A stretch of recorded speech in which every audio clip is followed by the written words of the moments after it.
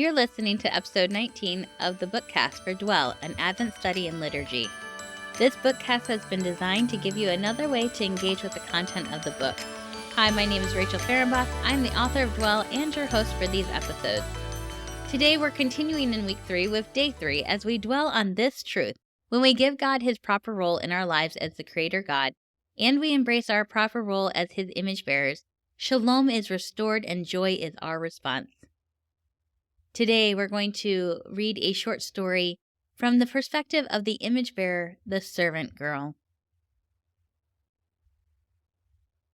It was the sight of Michal that brought a smile to David's lips. The insinuation behind her question, "Are you proud of yourself?" stole it away just as quick. She met our large group of revelers at the courtyard entrance, her own group of servants trailing behind her like a long robe, trying to keep up with her quick pace. I think David's own excitement upon seeing her had led him to believe that her haste was from a similar excitement of her own. I understand why he thought that. Since the day Michal rejoined David as his wife, they have spent hours together, making up for the time taken from them by the cruelty of Saul. David has many wives and concubines, but Michal is the wife of his youth and holds a special place in his heart. Perhaps that's why she felt she could accost him in the courtyard with the intensity of a prophet. She didn't even bother to bow when she approached. Standing tall before David with regalness, Michal reminds all present that she is both the daughter of a king and a wife of one. David surveys the stance of his wife before taking a step towards her, his arms open in welcome towards her. "We missed you at the dedication." She takes a step back from him to dodge his embrace. "Oh, did you?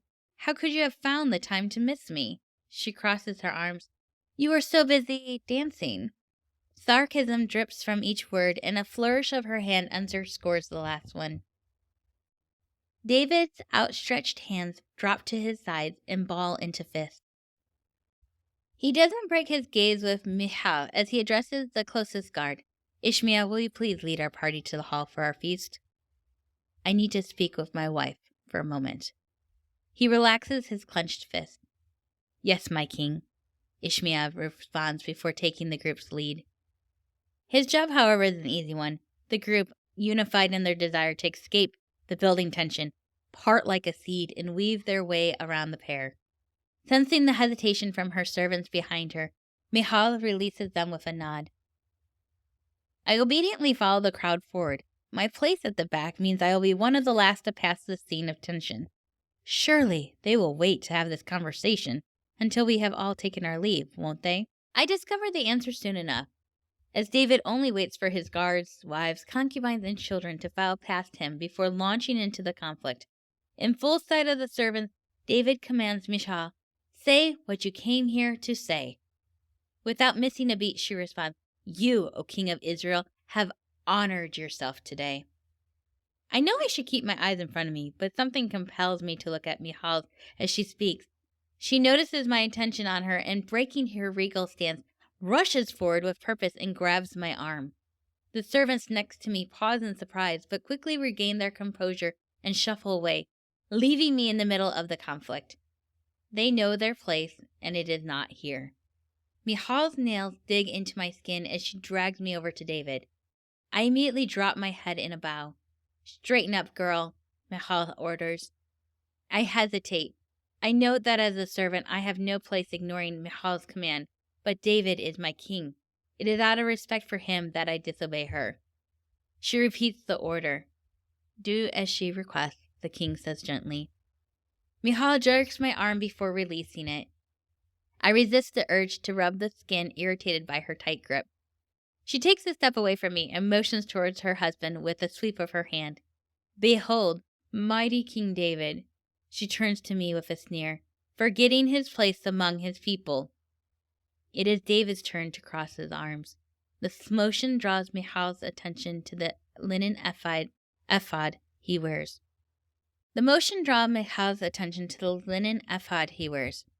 Slowly, she approaches him, as if the garment has cast a trance over her. She reaches out and strokes the brightly woven thread. Her words are quiet but sharp. "Mighty King David," lowering himself to that of a common priest before his people.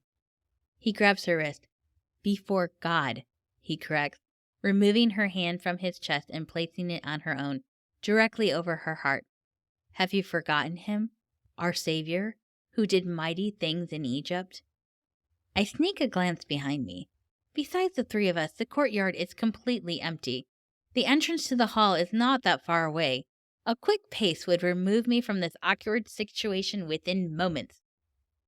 As if reading my thoughts, Michal reaches out and places a hand on my shoulder to stop my exit while keeping David's gaze with her own. Tell us! Michal's hand drops from my shoulder to my back. What did you think of your king's actions today? Did they make you proud? Or perhaps, she puts her lips near my ear and whispers teasingly, did they make you blush with desire? I am not prepared for her words, nor am I for the push she gives me, and so, while it is not a strong one, it propels me towards the king. He catches me before I crash into him. While the shock of Michal's words did not bring a heat to my face, the shock of the king's arms did the trick. I drop my face to hide the pink that I am certain colors my cheeks. Once he is certain that I have regained my balance, David whips around to Michal and quickly closes the distance between them. Have you forgotten yourself? Michal does not shrink back from his towering presence and even dares to poke a finger sharply into his chest. No, you have! Disgust wraps around each cold word like a coat. You are the king! You have conquered the lands, united the tribes, and built this city. You are no longer that shepherd boy that came to live in my father's palace.